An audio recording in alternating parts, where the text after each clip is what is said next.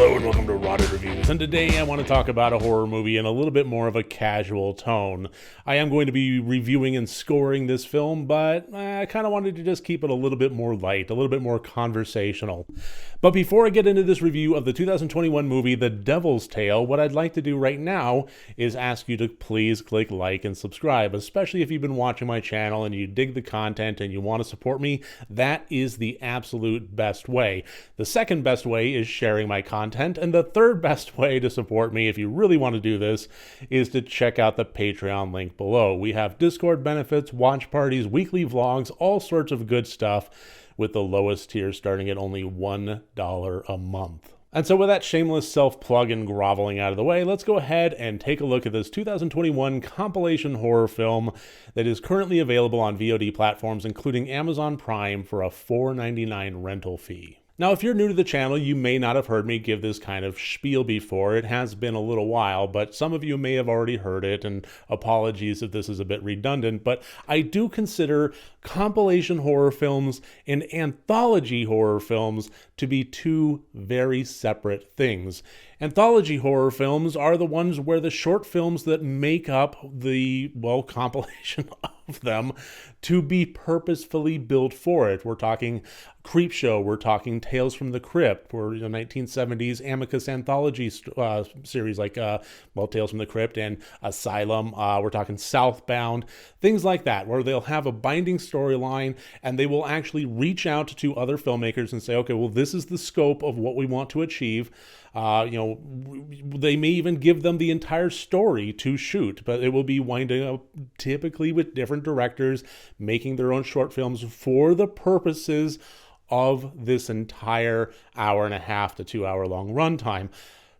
Compilation films are a slightly different thing, and it kind of winds up turning it into its own unique category, where it will be something where a distributor will have the ability to pick up short films that have already been made, standalone things where the filmmaker has been, wanting to see their short film go to fruition, so they hit festivals and so forth, and they're trying to oftentimes turn their short film into feature lengths, but they're showing it at festivals, they're showing it all over the place, they're trying to pick up some distribution, and that's where these come in, is to make it a part of this, and then they will come sometimes, not even always, but sometimes, fabricate a binding storyline around them. So to kind of bring it into a musical comparison, I kind of oddly think that an anthology winds up being more of a collaborative piece, like, charity albums like Music for Our Mother Ocean, and compilation films just being a mixtape that somebody threw together. And typically, the compilation films are always much lower rated, much lower quality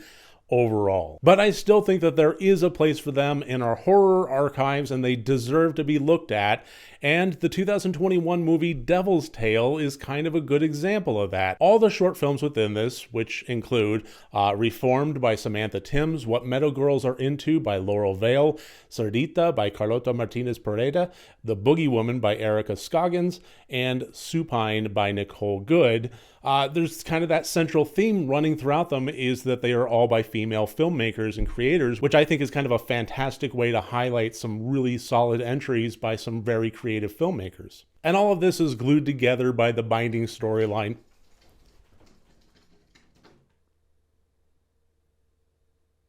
Hi.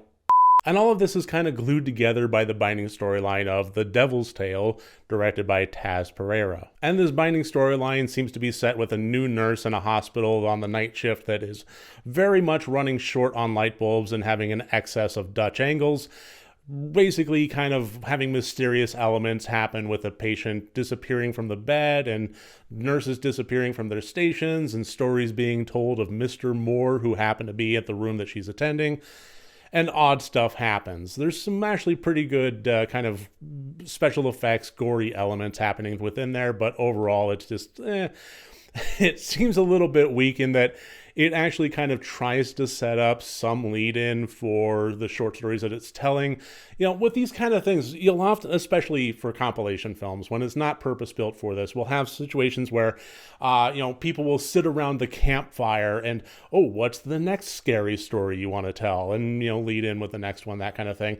And in this case, it was more, well, at least you have this room and not the room about, these three girls that just wound up here that, had something happen to them. But at some point, the movie even just ditches the entirety of even trying to set that up and basically, here's the next story, whatever. So look, here's the broad strokes, short and sweet of it, is I considered all 5 short films in this compilation horror to be very worthy in their own right. I think one of the standout ones was Cerdita, and that is worth noting that is actually being turned, or has been turned into a feature-length motion picture of Piggy that is going to be getting released sometime this year, I believe. But all of them were quite good, and I do consider all of them to be worth watching. The question kind of becomes, is this worth the rental fee to do that? And for that kind of comes into play with a few things. First of all, as a mixtape, how well does this work?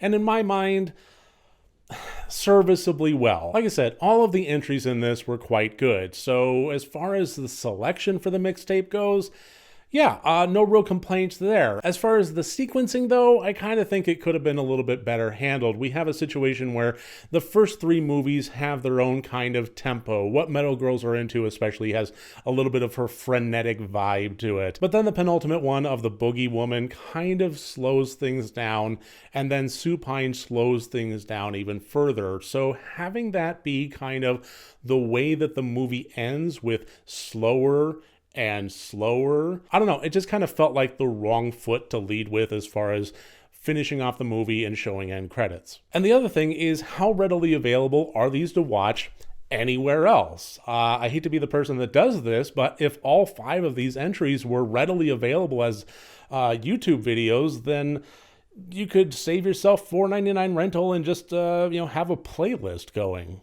But the fact is that some of these are available for free on YouTube and a few aren't. What Metal Girls Are Into, Cerdita, and The Boogie Woman are available to watch on YouTube. However, Reformed and Supine are not. And I thought that Supine especially was actually pretty decent. Again, a slow entry as far as making it the last one, but I still thought it was worth watching. Again, these compilation horror films wind up with a really low score on IMDb and Letterboxd, and again, I don't really think unfairly. I just think that a lot of people will go into this with the wrong mindset, and it's something that I myself have had to kind of adjust. It's not the kind of thing where I'll click play and expect to have a really solid, hour and a half long cohesive thing. I think of it more as just kind of a short showcase, and in that, I think that there's some merit in it, especially when some of the entries are not available to watch anywhere else.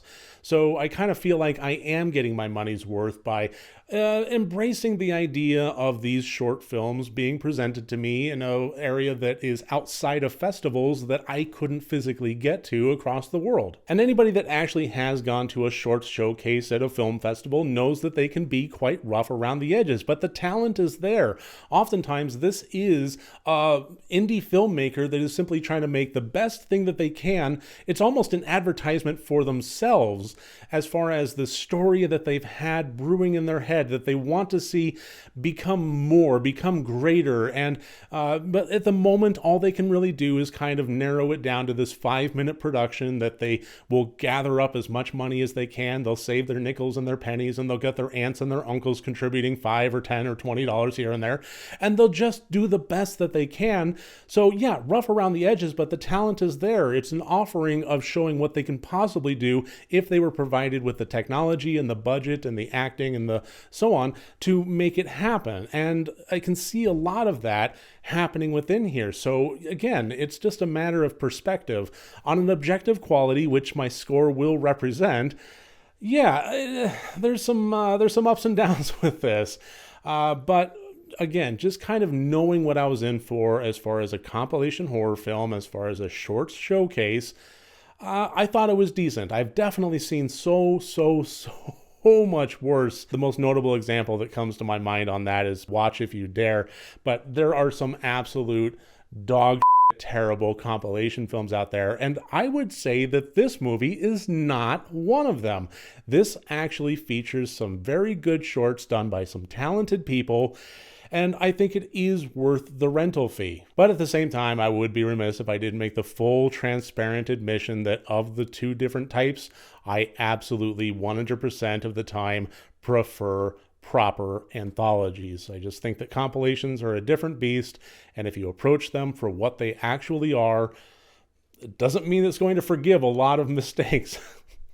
But I do think it's going to set expectations at the reasonable volume level. But that's my review of the 2021 movie, The Devil's Tale. Thank you so much for joining me here today. I look forward to seeing you on my next review. Remember, next time you want to watch a horror movie, first make sure that it's good and rotted.